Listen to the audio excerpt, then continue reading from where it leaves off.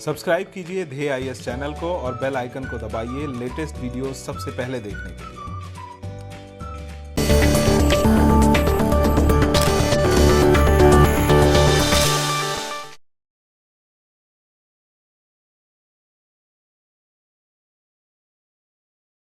Please come. Good morning, sir. Good morning. Have the seat.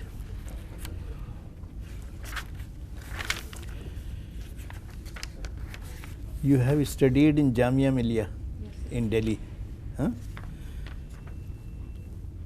And schooling has also been done here or in Jammu and Kashmir? Kashmir, Kupwara. Kupwara has been in the news quite some time. Is it a very volatile place? So it's in the towards the northwest of Jammu and Kashmir.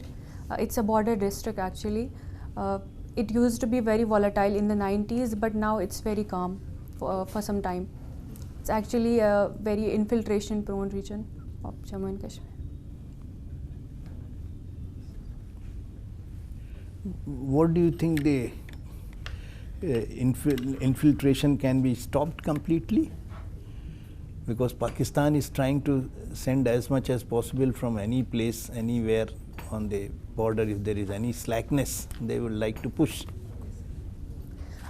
I think it depends on the kind of infrastructure and that is there. So the government has recently started certain new projects like the CIBMS and other things. So it depends on that. As regards the border areas, the areas are really vulnerable because the areas receive very heavy snowfall in the winters. It can go up to even 10 feet. So it's very difficult to patrol such areas. The fencings have to be repaired very often, so it becomes difficult. Do you think is it necessary that India should talk to Pakistan on these things? So I think the current strategy that India has adopted of naming and shaming Pakistan at international forum, I think it has put a lot of pressure on Pakistan. Talk and terror cannot go together. That is what India has been following. So do you agree with this, or we have to initiate discussing the matter with Pakistan? So I think the current strategy is to an extent we are able to convince Pakistan, and they have started taking action on terror groups. Okay. So you passed BA Honors Economics in 17. After that, I started preparing for civil service. you not taken up any job in the no studies either? So I didn't have plans to go for masters. I had thought it earlier that I want to go for civil service. We have been seeing for a year, for more than a year, economic slowdown in our economy. What do we mean by it, economic slowdown? So basically, in case of economic slowdown, there are few parameters that we look at, like GDP growth. The GDP growth has been slowing down. We are not being able to create a lot of employment in the economy, and also there is a lack of demand in the economy. What is the estimate of GDP growth this year for 1920? So it's around 5%. Around 5%. And what has been the average over the, say, previous 7-8 years? The average has been around 7 to 8. 7 to 8%. Government has taken some measures in the recent months to resolve this problem, to give a stimulus on the fiscal side, on the monetary side. So can you 4 or 5 measures, big measures which government has taken or the RBI has taken? So firstly, if we talk about RBI has been reducing the repo rate and has been pushing the banks to reduce the lending rates also. Recently, they have they have also given incentive to the banks that if they give extra credit to MSME and other sectors, they will be discounted in case of CRR requirements, which is 4%. So for the government has begun to give some fiscal stimulus, like recently they announced a national infrastructure pipeline under which 103 lakh crores will be invested in around 6,500 projects across the country. I think that will be a big push. And in the budget, the government has announced some new projects also, like LIC will be 10% stake in LIC, around 10% will be disinvested. Some other things also. What is the motivation for you to join civil services? I mean, you could as well have gone for teaching, for jobs which are generally meant for ladies. So I don't believe in this, that certain jobs are reserved for ladies and some things. I always wanted to join the service. So I have full faith in my potential. I believe I can do really well if I join the civil service. So what can be done to, there's some, often we hear criticism of civil services, bureaucracy, that they move very slow, there's red tapeism, a lot of secrecy in what they are doing. So what can be done to improve the image? So the bureaucratic structure is such that there is bound to be some amount of red tapeism and some amount of the kind of procedures. You have to do a lot of paperwork. But it's also true that we can infuse some amount of reforms, like going for digitization, e-governance, strengthening the RTI, improving transparency, rewarding the honest and efficient bureaucrats, and also, as the government is doing, compulsorily retiring the inefficient ones and the corrupt ones. I think these are some of the reforms that can be done. Well, Nadia Beg, my honorable member had asked me a very fine question, nice question rather, that being a woman, why you are interested in civil services?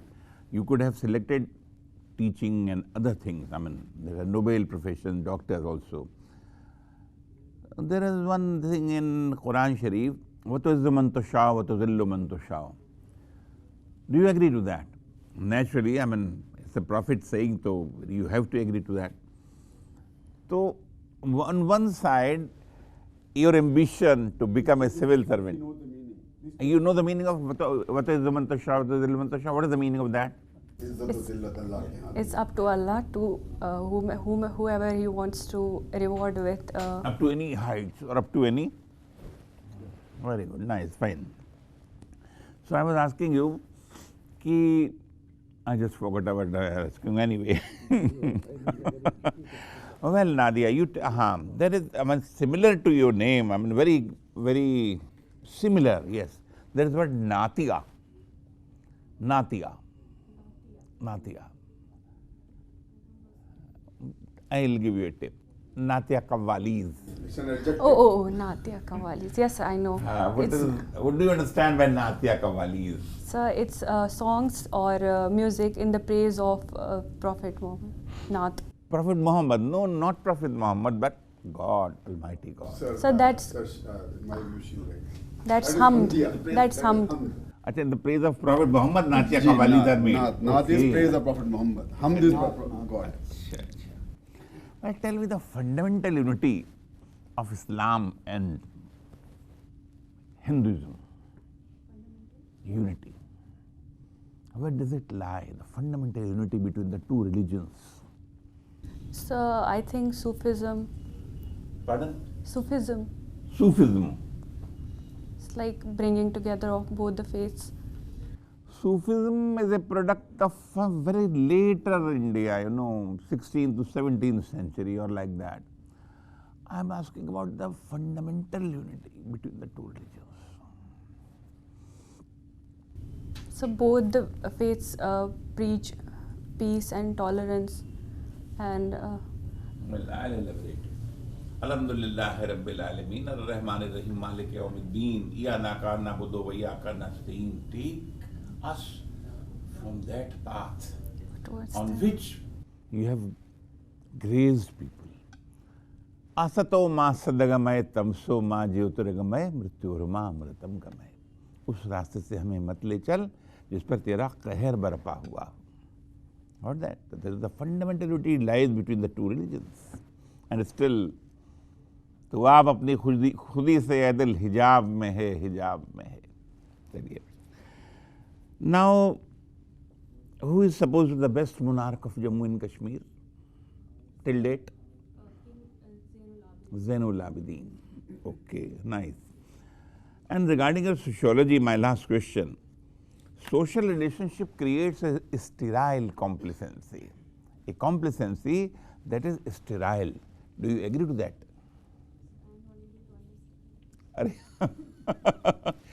I am repeating it. Social relationship creates a sterile complacency. Complacency, you understand? Then what is there in it that you couldn't understand the meaning of this jumla? So I'm not able to understand this sterile complex.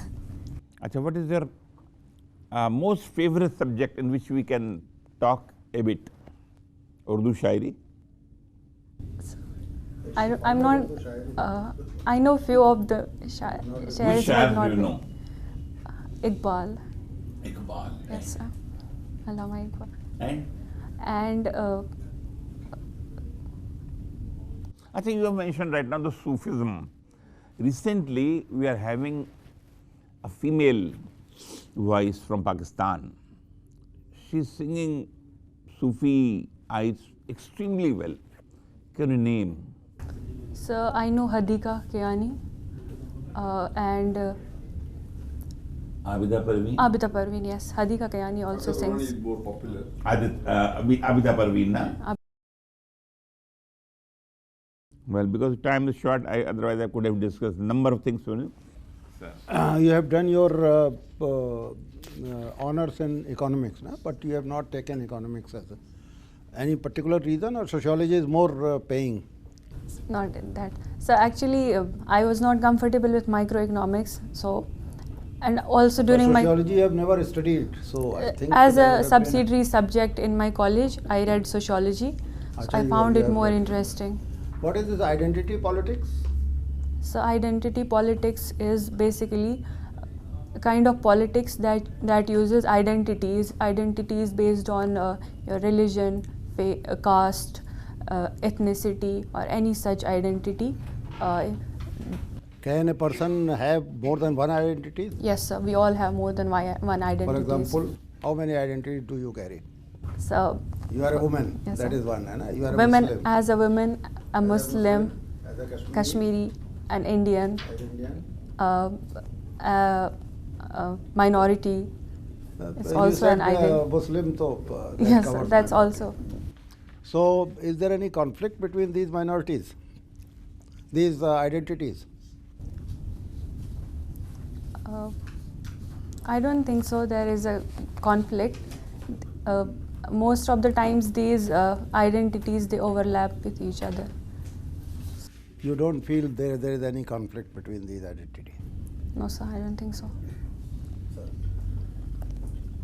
Much talked about Article 370.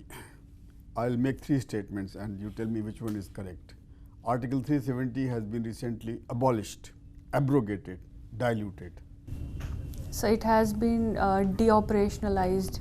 It has not been Which is closer diluted. to the third one, deoperationalized or diluted. Diluted. Yeah. So the But first the two are whole not. Article 370 or some portions of Article 370? Think of it, because not the whole 370. hai na? Go and read again. Yeah, but Article 370 as a whole has neither been abolished nor abrogated. It has- Certain portions have so been it means even if a deactivated. certain portion has been changed, so it has been deoperationalized or diluted. It has been deoperationalized and it, But it many has people been still commit the mistake of referring to abrogation or not abolition. abrogation. Not That Abrogation. you should be very careful, Ji. because Yes, she's a sir. Kashmiri. So Ji. Now, my second and final question.